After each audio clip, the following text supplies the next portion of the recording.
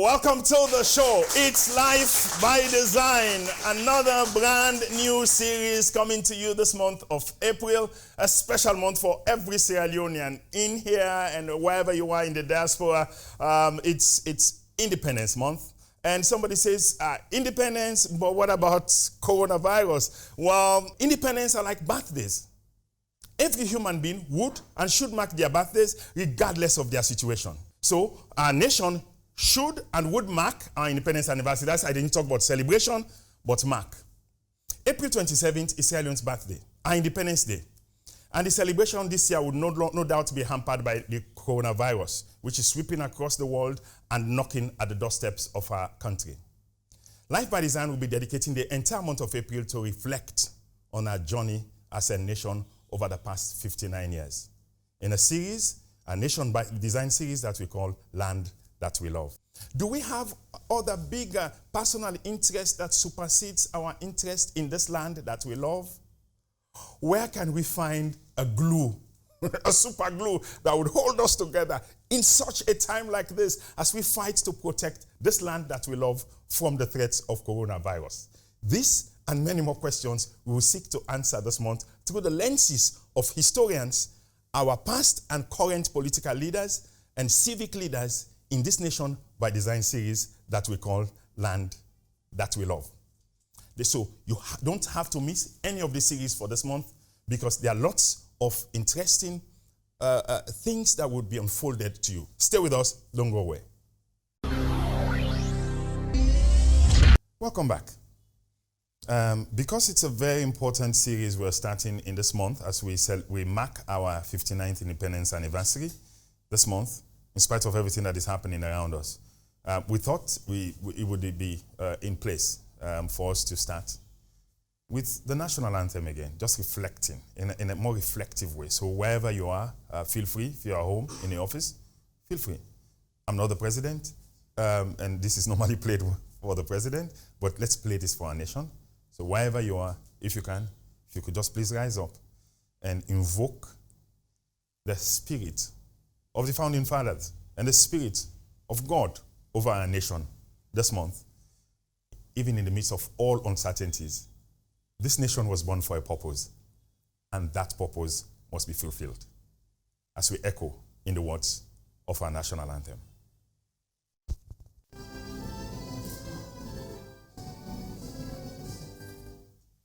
May we exalt the realm of the free. Great is the love we have for thee. Family united, ever we stand, singing thy praise, O native land. We raise up our hearts and our voices on high. The hills and the valleys we echo our cry. Blessing and peace be ever thine own, land that we love, our Sierra Leone. Thank you all very much. Thank you all very much. Let's put our hands together for our nation, Sierra Leone. And we congratulate all of us as we mark our 59th independence anniversary this month. Don't go away, stay with us. Welcome back. This is your show, Life by Design. My guest today on the show is Professor of History and the Dean of Postgraduate Studies, University of Sierra Leone, Professor Joe AD Alie. Prof, welcome to the show. Thank you very much, for having me here. I wonder if there's anybody in this generation that wouldn't know Professor Joe AD Alie.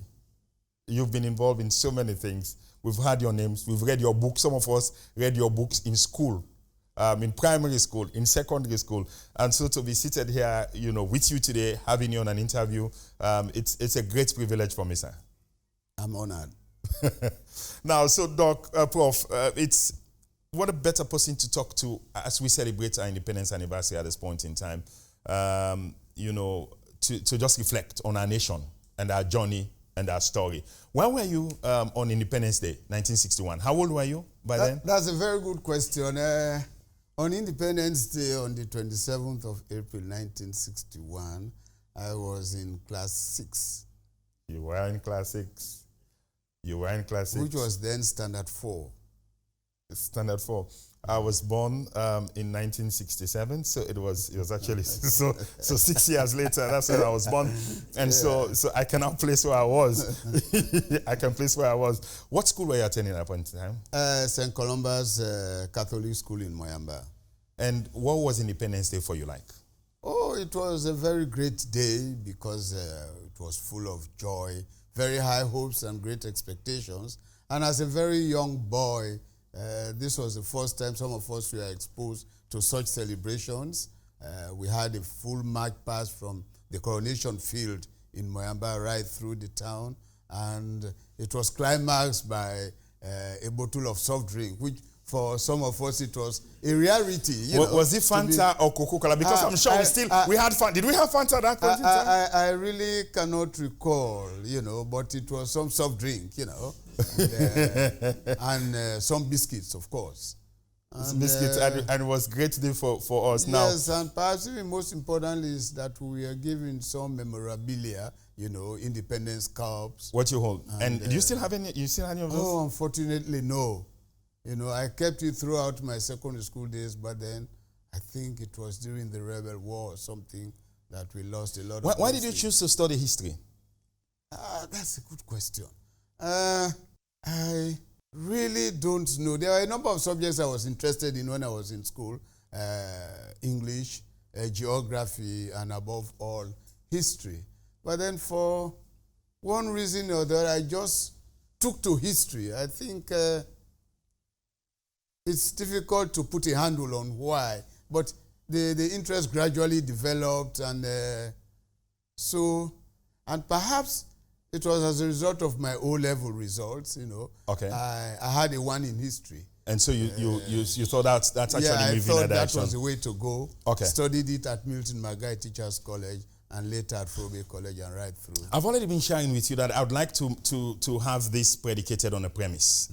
This series that we're doing with you to be predicated on a premise, and it's not very well tested.